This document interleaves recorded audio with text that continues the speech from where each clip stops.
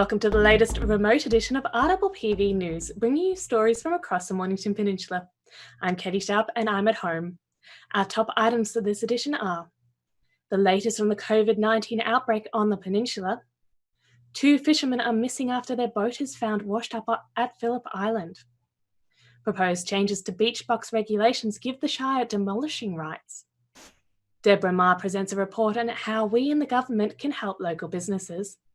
And where to find out what local food places are now offering takeaway home delivery. Now for the full stories. We're going first to RPPV's Shivani Pillai, who has the latest on the impact of the coronavirus epidemic on Frankston and the peninsula. The Mornington Peninsula currently has the 5th highest number of COVID-19 infections of all local government areas, falling from 2nd highest just a week ago. Mornington Peninsula's figures have risen by 1 to 54 as at the 7th of April 2020. Growth rates across the nation have declined, but the Prime Minister, Scott Morrison, has asked people to remain vigilant, particularly this Easter long weekend. Stage 3 restrictions came into effect on the 30th of March 2020 and will be reviewed in about 4 weeks. Indoor or outdoor gatherings are limited to no more than 2 people, except people in our immediate household or for work or education. On-the-spot fines of over $1,600 for individuals and nearly $10,000 apply for businesses, and larger fines can also be applied by the courts. Now, while beaches remain closed to restrict gatherings and the spread of the virus, access to Mornington Peninsula Shire managed beaches is permitted strictly for exercise, walking, running, swimming, surfing, and dog walking in beaches or on beaches that allow this activity. However, as no lifeguards are on duty on any beaches, Lifesaving Victoria is urging people not to swim on our beaches. All boat ramps are closed as boating and fishing are banned. Locals should be aware that in addition to the Shire beaches, there are also beaches on the peninsula that are managed by foreshore committees and Parks Victoria, including Mornington Peninsula National Park that runs along the coast from Flinders to Point Nepean, and in that case, signage should be observed. The message is clear. Respect the 1.5 metre distance and the 2-person social distancing rule, and do not remain or congregate on our beaches. In council news, the Mornington Peninsula Shire CEO, John Baker, will be given emergency powers to make decisions normally made only by elected councillors due to the impact of the coronavirus pandemic. The extraordinary powers being handed to the CEO would enable him to make decisions in circumstances where a quorum cannot be formed due to illness or mandatory isolation of councillors, or the convening of a meeting which represents, in his view, an unacceptable risk to public health and safety, and it is desirable not to defer a decision. Anzac Day is approaching. All public Anzac Day events have been cancelled. While people cannot attend the dawn service, the Victorian RSL is asking that you stand in your yard, driveway, or on your balcony and observe a minute's silence. Now, in happy COVID-19 news, our local wineries are currently harvesting and businesses are embarking on innovative and altruistic endeavours. Local gin distilleries are making hand sanitizer, and a small fishing business in Somerville, Burley Pro, which normally makes equipment for kayak fishing and visors, has made 10,000 plastic face shields. 3 hospitals have ordered the face masks, and 1,500 face masks have been donated to companies and hospitals. In Fingal, a plea for feed or the use of pasture to graze their 60 horses during the COVID-19 virus epidemic by Gunnematted trail ride proprietors Karen and Beckham Alaja, were met with a flood of support from the community. A litter box drop, 2 neighbours, made it onto social media and led to hundreds of Facebook shares. And in breaking news, it looks like the Easter Bunny will be hopping down to the peninsula this Easter. Business as usual it is, at least for the Easter Bunny. Australian Chief Medical Officer Brendan Murphy, in a media release this week, announced, "I'm told because he's a sole operator and an essential service, he or she will be allowed to continue to operate." As we say, spread the kindness. And that's the COVID-19 update. I'm Shivani Pillay. Thank you, Shivani. The search continues for 2 young men who went on an illegal fishing trip at Flinders early last Sunday. An empty dinghy believed to have belonged to the missing pair has been found washed up on Phillip Island. Conditions were not good on the weekend, and it wasn't until 9 p.m. on Sunday that the alarm was raised by a friend who had been trying to get in touch with the men. Police have been told the 20 and 33-year-old often fished off the coast west of Phillip Island in their vessel described as a 3-metre aluminium tinny with an outboard motor. There is concern about the lack of safety equipment that was on the boat. The car was found at the Flinders boat ramp. All police stations on the peninsula have closed their reception counters until further notice. Frankston's counter remains open at present. Those reporting as part of bail conditions must press the intercom button for attention. Officers at local stations can still be contacted by telephone. A dedicated police patrol has been tasked to check on people's compliance with current restrictions. People are being checked in vehicles, and the police are visiting beaches and car parks. Proposed changes may see beach boxes demolished if owners fail to comply with new regulations. Tightened rules include the necessary removal of all existing sewage and water connections and graffiti. A ban on owning more than 1 beach box has been put in place, and no new beach boxes are allowed to be built. It is also necessary for owners to have public liability insurance. Licenses suspended through failure to comply with the new rules will go back to the Shire, which has the right to demolish the boxes before selling the licence on. The Shire will publish the new regulations for public comment once services return to normal. When we return, Deborah Ma has a report on how local businesses are being supported during the current crisis.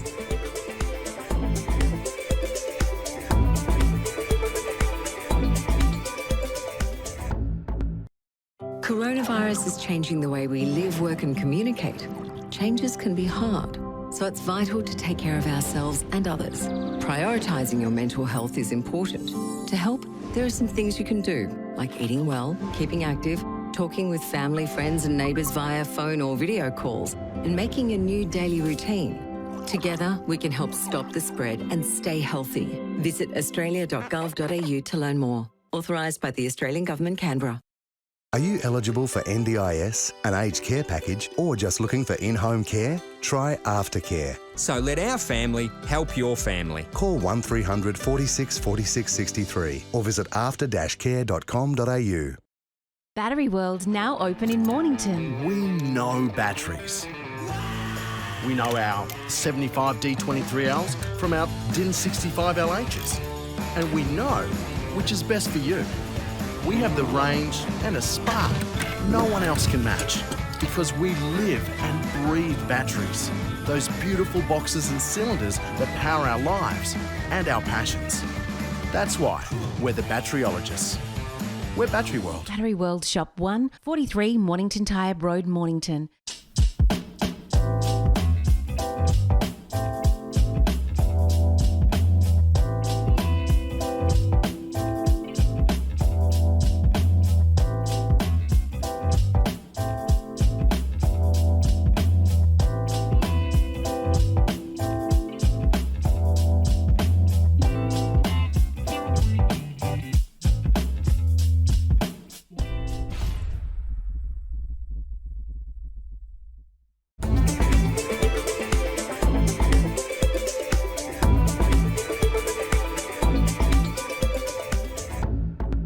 Welcome back.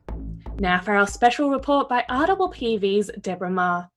Deborah is discussing how we can support local businesses that are trying to cope under Stage 3 restrictions, along with rescue support packages the government is implementing. Thanks, Catie. Across the world, countries are facing two battles, one against coronavirus and the other against economic ruin. The Mornington Peninsula too is feeling the force of this economic downturn with stage 3 lockdown in place, closing non-essential services. In this report, I will talk about how local businesses are coping in this time of uncertainty and provide marketing strategies that may help small businesses survive. But first, we know the Peninsula's economy thrives off the back of small businesses, the family business, mum and dad businesses, many of which are in the hospitality and tourism industries, quintessential to our region's uniqueness and prosperity. We need them to survive for our future. So what measures are in place to financially help these businesses? All levels of government are providing support and advice to small business owners. At federal level, the Morrison government is offering small businesses and employees a lifeline package called JobKeeper. Over the next 6 months, the government will support the jobs and livelihoods of what they anticipate to cost around $6 million. The JobKeeper payment offers $1,500 per employee per fortnight. Scott Morrison said keeping employers and workers together will help our economy bounce back and is available to full and part-time workers and casuals who have been with their employees for 12 months. The JobKeeper payout is available to sole traders and employers whose turnover has fallen 30% or more, and where annual turnover is less than $1 billion. For more information and updates about the federal government's JobKeeper package, visit their website, australia.gov.au.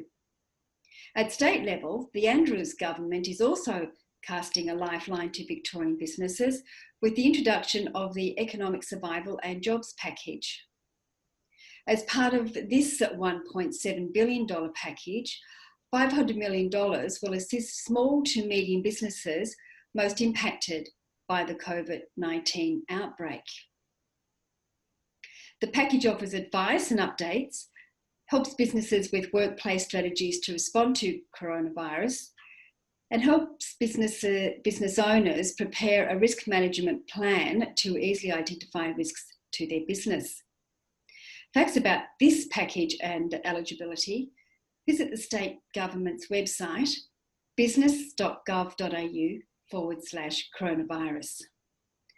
Applications close on the 1st of June this year.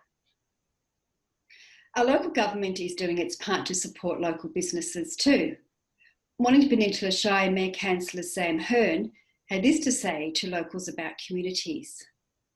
My main message is to rally around and support local businesses by making a conscious decision to buy local. This will help sustain jobs. The hospitality and tourism industry have been impacted the most, so supporting them is vital, he said. While morale is generally low because of uncertainty and confusion, the Shire will return $500,000 back into business communities. This will include problem solving and helping businesses adjust in the current climate. Commercial tenants renting council property are eligible up to a 50% discount on rental payments until at least the 1st of October of this year. More details are on the Mornington Shire website. Frankston City Council is offering a $3.3 million care package to help businesses and the community recover from this pandemic. The package comes under the banner of Invest Frankston, called IF Support. This package will respond to struggling businesses that need resources. The support package will share critical information, links to tutorials, webinars, articles, and advice on how small business owners can prepare, project, and safeguard their business. I spoke with a couple of local small business owners to find out how they are coping. Some stated that whilst the government is providing support and funds in the near future, we need cash flow now to survive. Rollo Crittenden, local winemaker at Crittenden Estate in Dramana, said, Local and interstate restaurants and bars are not placing orders, and no overseas orders have come in this year. Explain that, like many vineyards, they have just finished their harvest and need locals to buy local. Crittenden Estate and other local wineries are offering online sales with same-day delivery. This is one way we can support local wine growers and producers.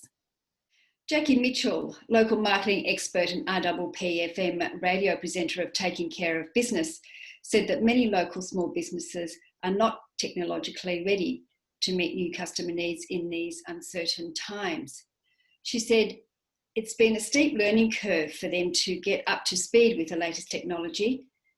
It's a good thing though, because it has forced them out of their comfort zone. Her advice to local businesses is not to unscrupulously profiteer from this pandemic, rather look for opportunities. Restaurants are offering a takeaway service for the first time, and some shops are offering ring, click and collect service. To help cash flow, pubs and bars can register their business on a website called loveyourlocal.com.au. Customers can buy a drink voucher and redeem when restrictions are lifted. So what is Jackie's advice to us to help local business? Shop online, don't ask for discounts, and visit the loveyourlocal.com.au website and buy a voucher or two to help your local pub or bar. And whilst some angry residents have placed signs around the peninsula saying, stay in your own postcode, it's now time for our communities to step up and support our local businesses when they can. Stay safe, look after yourself and each other, and please follow restrictions in place, especially during the Easter break. Back to you, Catie. Thank you, Deborah. The federal government has given the Western Port Biosphere $300,000 to help continue their efforts to protect wildlife. The biosphere is home to a wide range of habitats and endangered mammals and does important work in researching and preserving local flora and wildlife.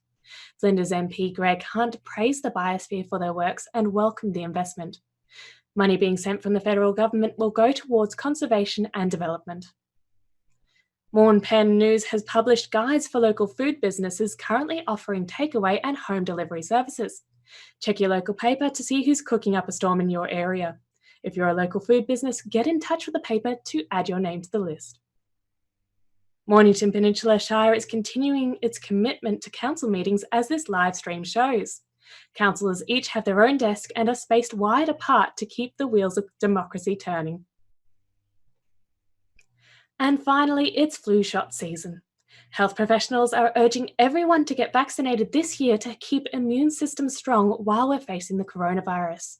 Pharmacists are qualified to administer shots to anyone over the age of 10. Make your appointment now. And now for the weather with Lisa. Lisa Lenoble with the Mornington Peninsula 6-day forecast this Thursday, the 9th of April. Let's take a look at what's in store for us for this Easter long weekend and into next week. Today we'll see a minimum of 11 and a maximum of 22. It'll be beautiful and sunny with winds 20 to 30 k's becoming light in the middle of the day. On Good Friday, we'll see a minimum of 13 and a maximum of 23. Partly cloudy, patchy morning fog and medium chance of a shower, most likely in the evening. Winds will be north to northwesterly 15 to 25 k's, turning westerly 20 to 30 k's during the afternoon. On Saturday, we'll see a minimum of 12 and a maximum of 18. Winds will be westerly 30 to 45 k's, tending southwesterly during the morning, then decreasing to 25 to 35 k's during the evening. On Easter Sunday, we'll see a minimum of 11 and a maximum of 18. Winds will be southwesterly 15 to 25 k's, turning westerly 20 to 30 k's during the morning. On Monday, we'll see a minimum of 11 and a maximum of 20 degrees. It'll be nice and sunny, most slight chance of a shower. Winds will be northwesterly 20 to 30 k's, turning west to southwesterly 15 to 25 k's during the day. On Tuesday, we'll have a minimum of 12 and a maximum of 21 degrees. Partly cloudy, slight chance of a shower, winds westerly 15 to 20 k's during the day. Thanks so much for watching on RPPV. We wish you all a very happy and safe Easter. And I do hear that the Easter Bunny will be paying a visit to deliver some delicious chocolate eggs. Have a great one and please tune in next week. I'm Lisa Lenoble. Take care. And that's all from our team here at RPPV News, serving the community with stories that matter to you. This Easter, stay home, stay safe, wash your hands and get your flu shots. Keep watching and tell your friends. Bringing you the news from coast to coast across the Mornington Peninsula, I'm Catie Sharp. See you for the next edition.